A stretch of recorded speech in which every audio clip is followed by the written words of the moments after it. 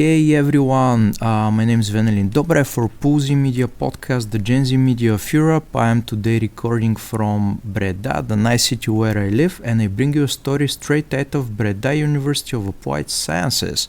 I'm here today with Luca, the community manager of Breda Guardians, something that's a bit bigger than an esports team, as I just recently found out. Hey Luca, how are you? I'm doing fine, thank you very much for having me today. Can you tell us a bit about yourself? Well, my name's Luca, I'm 22 years old. I live in Breda as of recently, about for 3 years now when I started studying here. I am a student of the study program called Leisure and Event Management, and I specialize in sports and esports events.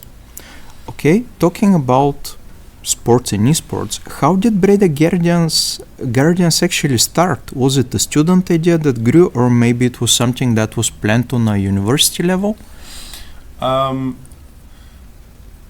really, to be fair.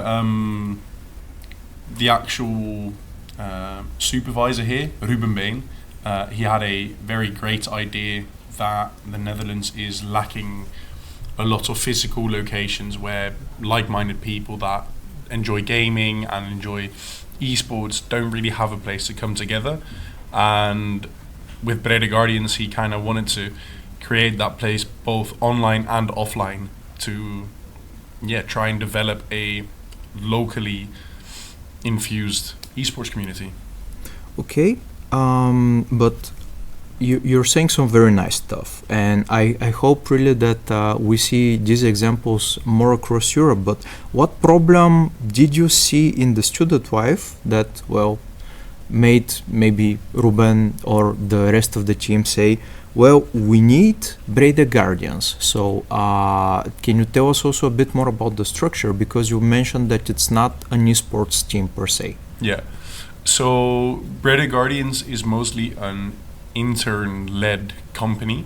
We have one person at the top, that is Ruben, and then every semester, which is like half a year, or 2 semesters, which is a full year, we have a switch in the people working here as an intern.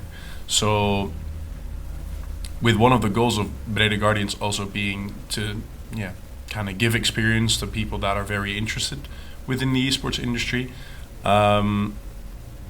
we also try and get that message over to like the community members and that kind of stuff. But to come back to your question, which was like what kind of problems we saw that led to the build up of Breda Guardians, was more that like I said before, there's not really any physical place, or at least there was no physical place within Breda where people with interests in gaming or esports or even both had a place to come together, like a physical place. And with the stigma of like that a lot of parents still have around gaming and esports, is that they only see their child hidden away in their bedroom and they don't really know what is going on their screens, right? And they think it's a very asocial hobby to have, where it's actually the opposite, where a lot of friendships are actually created through gaming, where people all around the world are meeting each other. And let's say if you meet someone from your same region, it would be nice to have like this kind of space to just come to and actually be together in a physical way, where you can just sit next to each other, give each other a fist bump when you've had a nice round in Counter-Strike, for example, and just like the physical contact that you kind of miss when you're just behind your PC in your room is what was the biggest problem that we had. Nice. You mentioned 2 very important words, friendship and community. How do you make sure that you're not just having a group of friends playing together, but you're building a real community?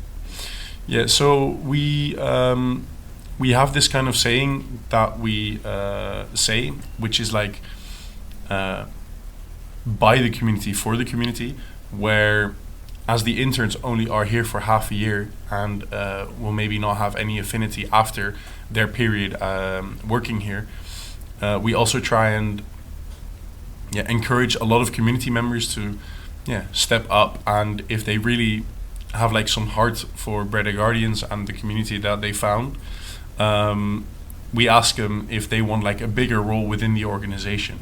A very good example of that is Colin. He's an Argentinian high school student still. However, he joined Breda Guardians about 2 years ago, and to my experience at least, he kind of fell in love with like the whole place, but also like the people that were coming here, and he really found his own place within Breda Guardians and made a lot of friends, all like new friends, through Breda Guardians at the Discord server, but also like here in the Hive. And right now he's like our organizer for something we call Guardians Gatherings, where every Friday afternoon we have an online gathering, as our place here closes down at 6 every Friday. We have like an online gathering that he organizes every week, where the community can choose what kind of game they want to play, and then the community can just sign up for the event and show up on Friday afternoon, which is really nice. And that's kind of the way we want to do stuff here as well. As like I said, the knowledge transfers between the interns that we have might be a bit lacking one semester, and then the other semester it might be quite good. But if we have like a cornerstone within the community like Colin, it's kind of just very nice to have like a part that doesn't really change. Nice, and that's a very nice story you just shared with us. But for, let's say, a new student joining the team, what does the experience look like in the first couple of weeks? Yeah, so I think like the best experience, or like the best way to describe this experience, would be that you hear about this gaming place within your own university. That's mostly what happens. We have mostly students of BUAS coming by. Even outside of BUAS, we have heard stories of people just hearing about a physical gaming place with like 10 high-end gaming PCs. It's like every children's childhood dream, right? And then they're like, all right, I'm going to go one day and I'm going to see what it looks like. So what basically happens is you step through the door and you see this room with like LED lights and already a lot of monitors downstairs and some racing rigs, a PlayStation where people are playing at and having fun, right? So like we have like a lot of friend groups coming to enjoy some time between hours on between their lessons, or just after a long day of school.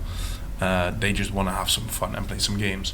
So then you have like this very cozy feeling when you walk through the door already, most of the times. And then upstairs we have our 10 gaming PCs, and that is also kind of where the magic happens for most people, because then you see like always around like 3 or 4 the place starts to become packed, and then you have like a very busy upstairs with a lot of people playing a lot of different games, and you're like, whoa, all these people are like playing so many different games, but they're also, some of them are playing together and that kind of stuff. So yeah, to kind of summarize it, it's not really magical, but it is like not really normal. It's not your day-to-day kind of experience. Nice, thank you. But also I maybe have a one trick question. You mentioned a lot of casual gaming, and that's very nice. But there are also competitive players. So how do you keep it inclusive for both groups? I mean, for the ones who come here to just chill out and play some games with friends, and for the ones who like really want to try to make it in esports. Well, we offer the possibility to enroll in a team. We used to have a lot more teams. However, right now we only have a Super Smash Bros. Team, a Valorant team, and a League of Legends team, which are, at least the last two that I mentioned, one of the biggest titles in the industry. However, you can still make a request, or at least try to set something in motion to create your own team here at Breda Guardians. And though we mainly offer assistance towards the first teams, so like the actual best performing teams here at Breda Guardians. We do also still like to think with the players that do want to play it a bit more leisurely, but still want to improve as much as they can in the game. Okay. Now we'll dive a little bit into the esports part, but of course that's a dream for a lot of people. I mean, you are every teenager playing at home, and you're dreaming that you're getting paid for this. But from what you see, what are the real careers behind the screen in esports? Within esports, there are a lot of possibilities. You've got the most exposed one obviously is one as a player. However, a lot of people think that it is a very easy career to choose, as you're just sitting behind your PC for 8 hours a day and you play a game that you like. However, like a lot of things, what will happen is once you try and make your hobby your job, some people might find it more challenging to actually still put in 8 hours a day of your hobby to make money, basically. And like in any other top sport, but especially in esports, you have a crazy high level of competition. As with football, you have necessities like a football field, an actual goal, the availability of the football field. But with esports and gaming mainly, you just need a PC that's good enough to run a game that you like. And especially with games like League of Legends, which have a very low entry of graphics that are needed to play the game, the player base is massive. And with a lot of people that do it as their hobby, they just like to spend as much hours into the game and see the results by becoming better. But this also means when people actually set their mind to wanting to becoming an esports player, you have, as an already existing esports player, you have so much competition that's coming for you, because if you play 6 hours a day and someone else plays 8 hours a day, that difference will scale up massively. And with all the knowledge that becomes available to you with every update that they have, it's always the question like, okay, what's going to happen now, and how is this going to impact my career as a player?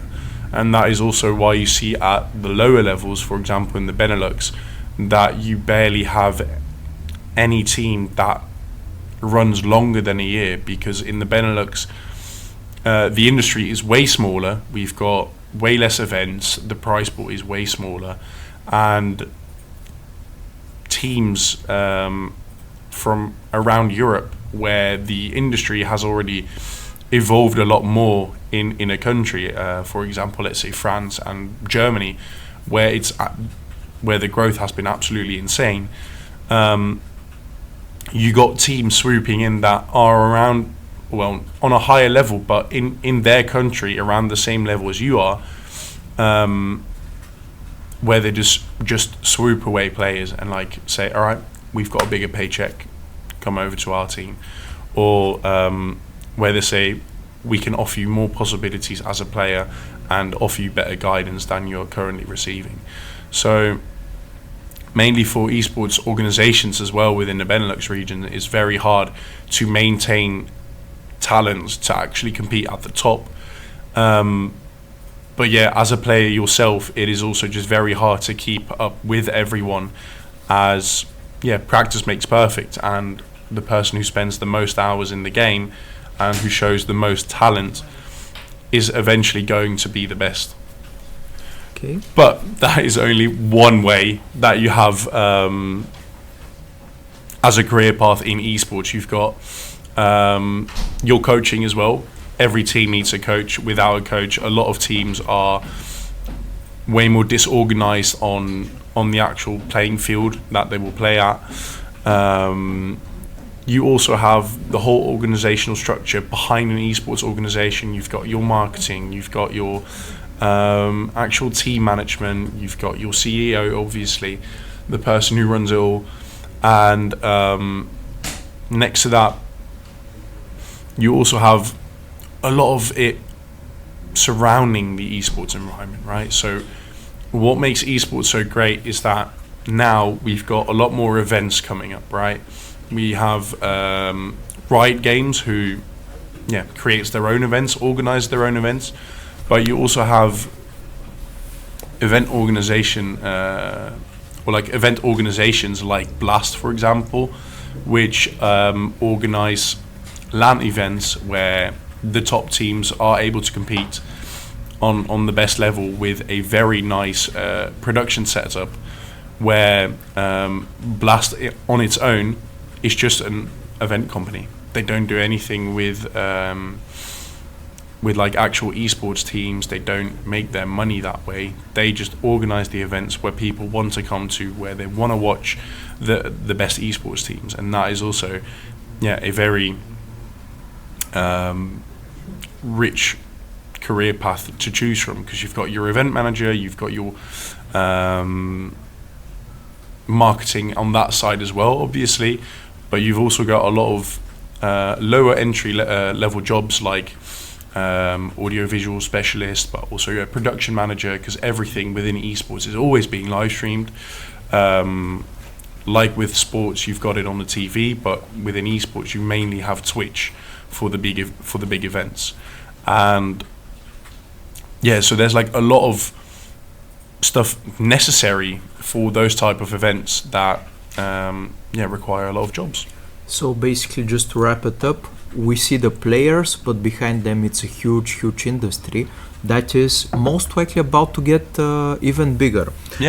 Looking back, would you say that someone entering esports now has more opportunities than 5 years ago? No.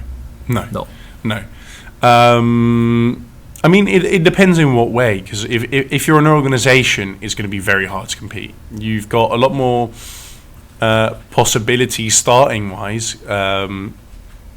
However, to really make it within esports, quality is everything, because about 80% of an esports team income is based on sponsorships. And what do sponsors want? They want to sponsor the best team, so their brand is recognized with a top quality brand already, and they want their own brand to be top quality as well. So if you really want to enter level from an organizational perspective as an org, it's very hard to actually get in there, as you need to kind of start at ground level. You don't have any funding. You can start with your own funding and invest in your own company, of course. However, if you're not winning big amounts of prize money, it's very hard to actually get it off the ground. And if you don't win titles at all, it is also very hard to get sponsorships rolling to actually invest in better players eventually. So as an organization, it is very hard to actually start one up right now, as there is already a very big amount of organizations going from bedroom organizations, which are coming from the word bedroom, which is they are being managed from the bedroom. They don't have a physical location. They do everything online. They don't really have a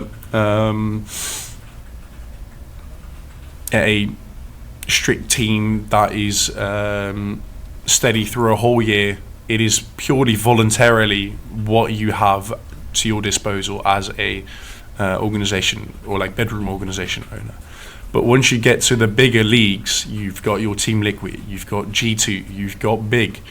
They all have their titles. They've got the quality that they want. They've got the facilities to make their players even better. And that is where the big money is at right now. And around COVID, it's actually gone downhill a lot, as you had a lot of car brands and such sponsor massive esports teams, but they're mainly gone right now. And how unfortunate it is for the esports organizations. The big ones were able to take the hit. I think only like one or two big organizations actually succumbed to the pressure of financial stability and had to close their doors, but a lot of the other ones actually still managed to fight through that period and made their ends meet. So just to wrap up, right now, of course, the industry is more mature. It took a very hard hit during COVID. So let's say some players, some sponsors stepped out. So it was kind of brought together, and the ones that were more established survived. So now the entry barrier is much higher, let's say, than it used to be. But still, if you're putting a good quality, you have a chance to make it. But you really need to think about it from the business perspective. Okay, but that's on the organizational level. If you're entering as a person, what would be your advice to, let's say, just a student who wants to go pro but doesn't know where to start?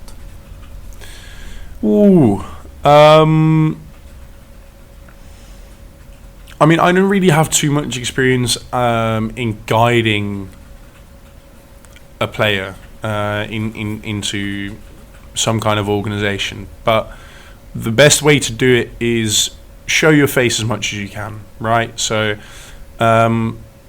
if you think I've got quality, I can really do it, you need to be realistic, because eventually, if we're looking at the top players in the world, I think about the top 150 are mostly recognized from their appearances on the big stages and that kind of stuff. So you've got your global leaderboards, you've got your in-game leaderboards. If you somehow manage to make a dent, or somehow manage to end up playing against a very good player and winning, you need to utilize that. You need to take that to you and put away a lot of strength, right? So you've got your social media platforms where you can start marketing yourself, where you say like, oh my god, I played against this player and this is how I won. Where within the industry you start to get realized more and more by other players, but also slowly by organizations and that kind of stuff. And you can always send out your applications towards organizations, that as well, right? But like in sales, dry calling is very ineffective unless you do it in a very big quantity. And with only yourself as a caller, or like only sending out emails, it's going to take some time. But mainly the best way to get there as a player is just put as much time and effort into the game and try and be as effective as possible in refining your skills.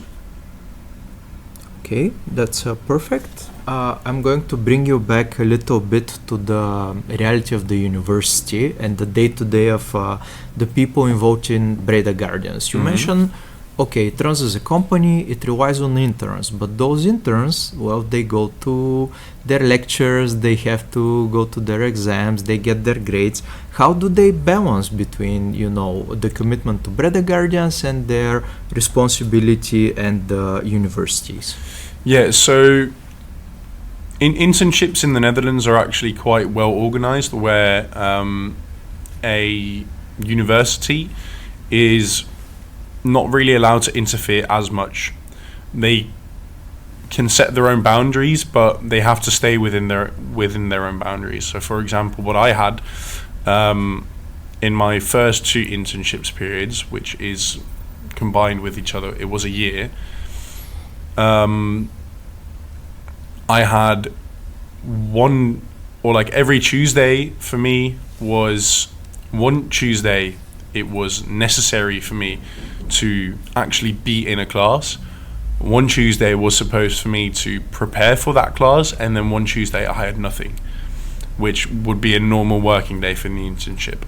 But apart from those Tuesdays, I needed to make the hours for the internship. So a lot of university really believe in the, or at least for applied studies, really believe in the field experience that you gain from an internship is very valuable to was your learning progression. And yeah, that's basically what they believe, at least here in Buos as well. So there's not really any collision between the hours you need to make for an internship and the hours you need to put in for your schoolwork. What mostly will happen though, and that happened with me, is that I really enjoyed my first period here as an intern, and that made me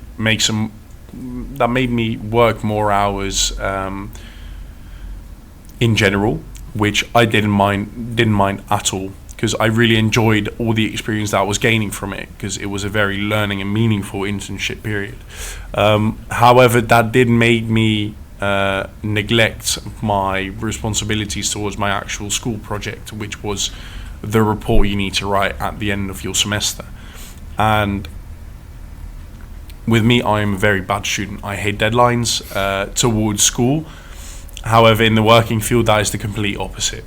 So my priorities started to shift a lot more towards Breda Guardians and not really towards my actual study progression. So what happened was, in like the last 2 weeks, I basically needed to write my whole report and the evidence folder that needed to be attached to it, and that did interfere with my day-to-day tasks here at Breda Guardians, because I needed to catch up on a lot of schoolwork, which I kind of negated in the beginning period, where I put some more effort into Breda Guardians.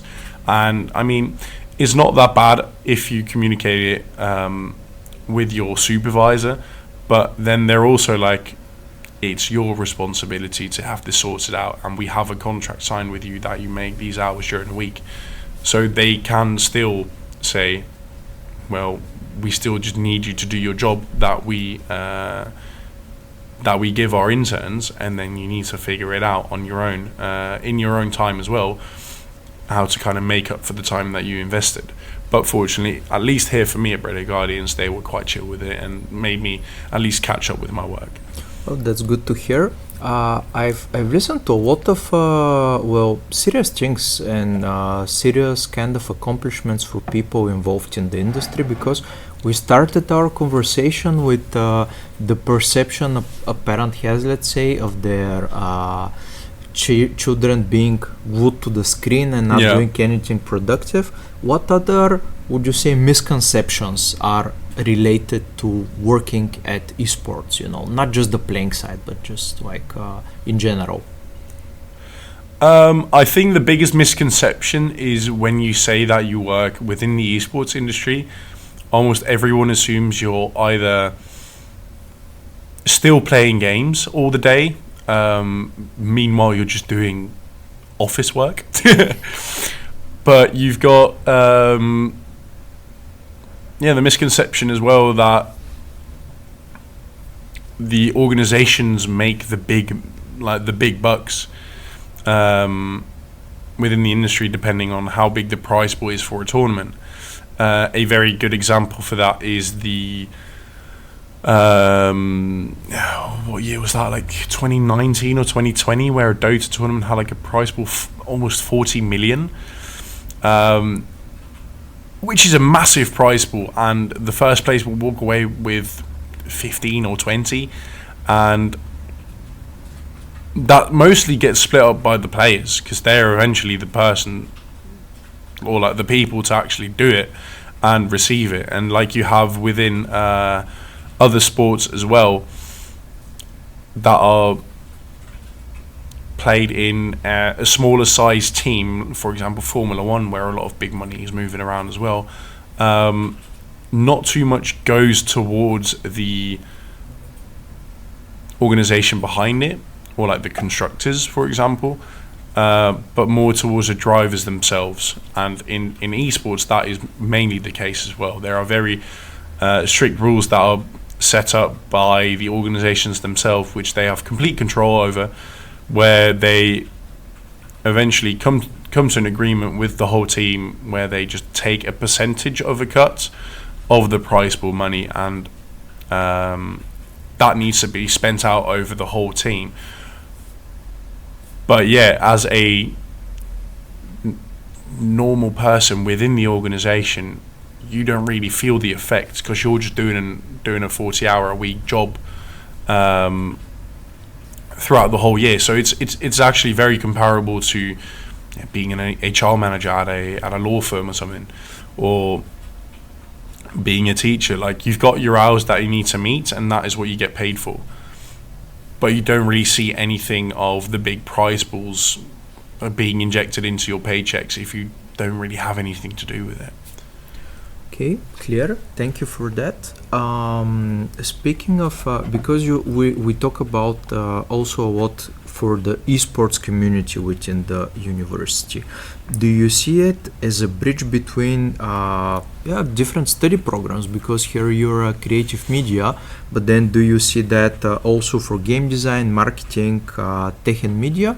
Does that happen? Yeah, so that's actually a really good question, and that makes me want to come back to like the structure behind Breda Guardian's founding, which is a triangular construction between the municipality of Breda, the BUOS, Breda University of Applied Sciences, and MCon Esports, which is one of the leading esports organizations within the Benelux region right now.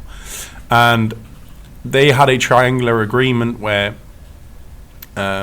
they all invested with either money from the university, subsidies, manpower, and of course knowledge and experience to shape Breda Guardians and to shape this room and set up a way where all of the parties would benefit. So the municipality is benefiting a lot from Breda Guardians because they want to eventually end up with Breda as one of the leading esports cities in Europe.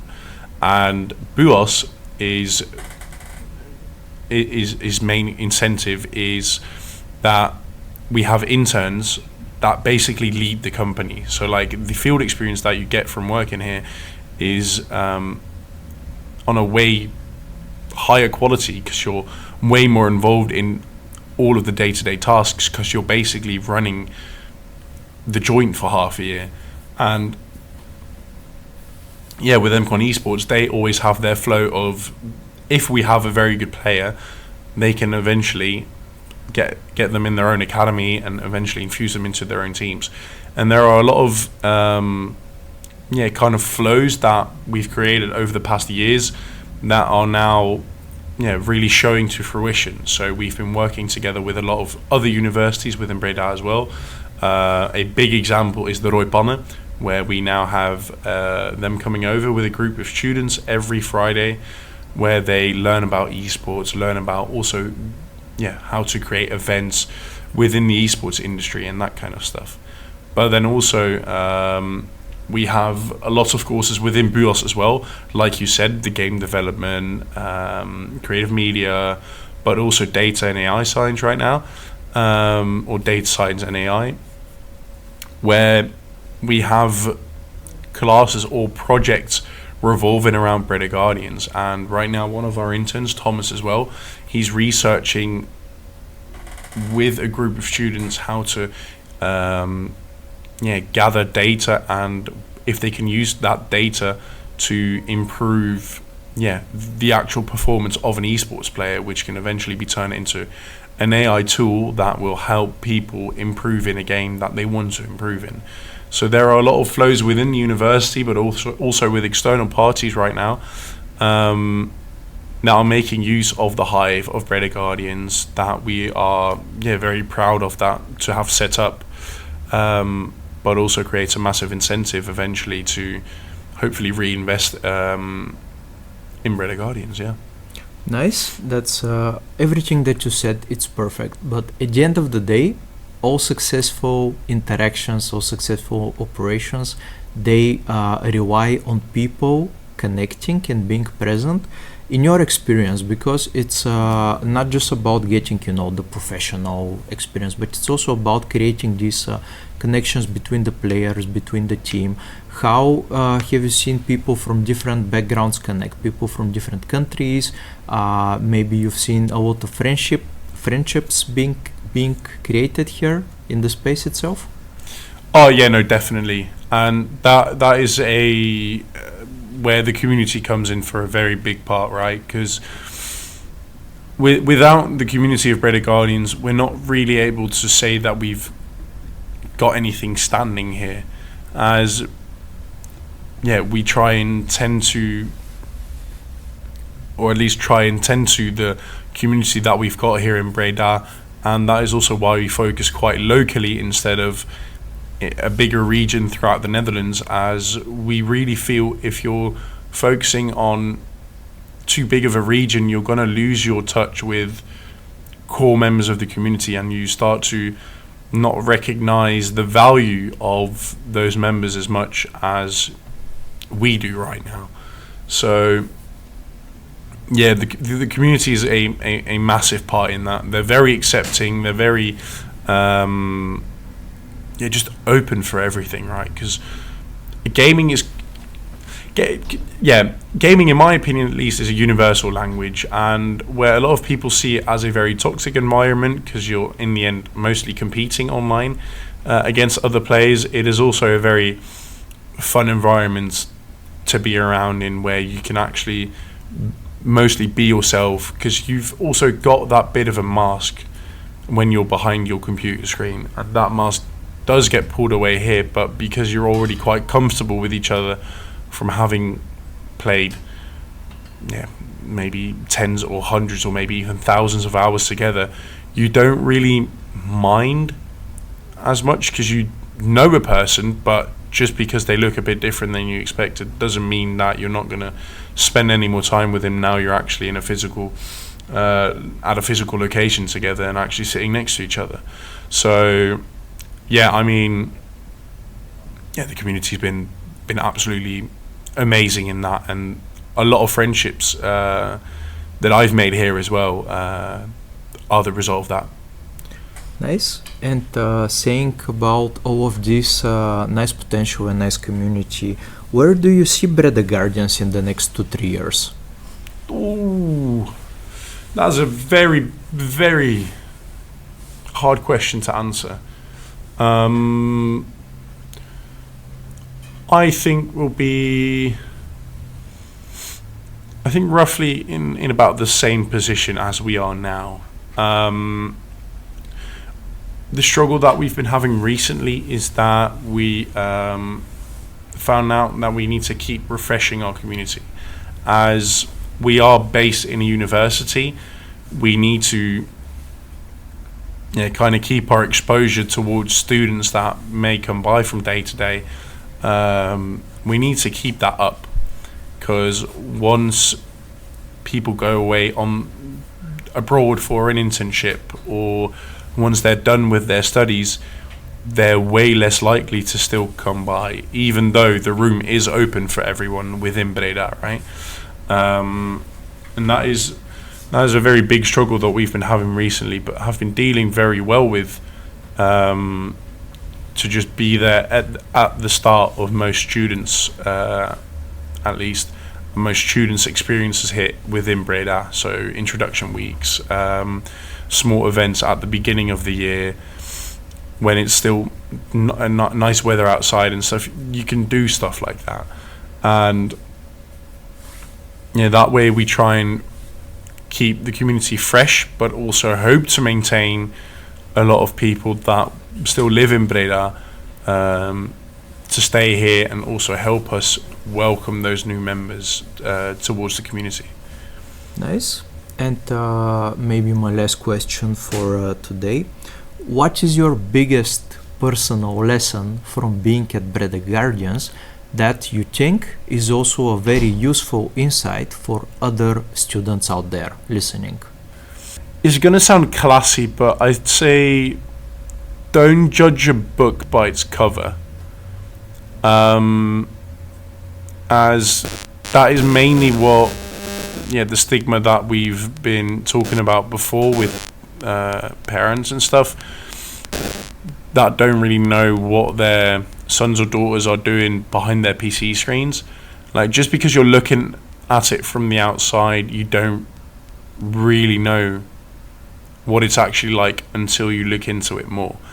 And yeah, with not even within gaming, but also within the esports industry, that is a very big part. Because yeah, if you don't really come into the hive, you won't really know what it actually feels like to be here, and don't really, or won't really experience the full Bred of Guardians experience until you've actually talked to some people here. Because everyone is very accepting, everyone is very nice, everyone is here to just have a lovely time. And yeah, if you're gonna stay outside, not really invest a bit of time into it, you're never really going to see what it's actually like.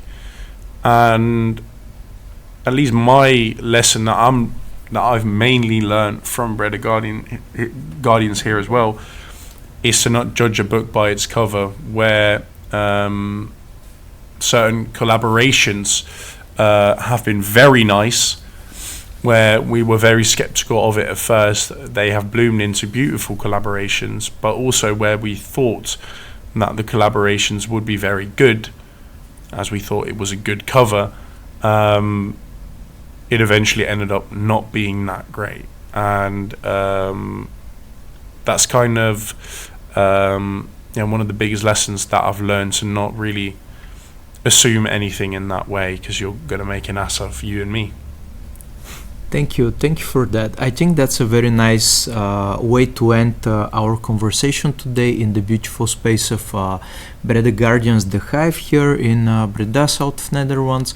But yeah, guys, stay curious, be open-minded, and most of all, don't be afraid to try new things. There is a whole big world out there, not just esports, that awaits you and maybe your potential career. I am Venelin Dobrev for Pool Z, the Gen Z media of Europe. Listen to our podcast for more interesting stories like that.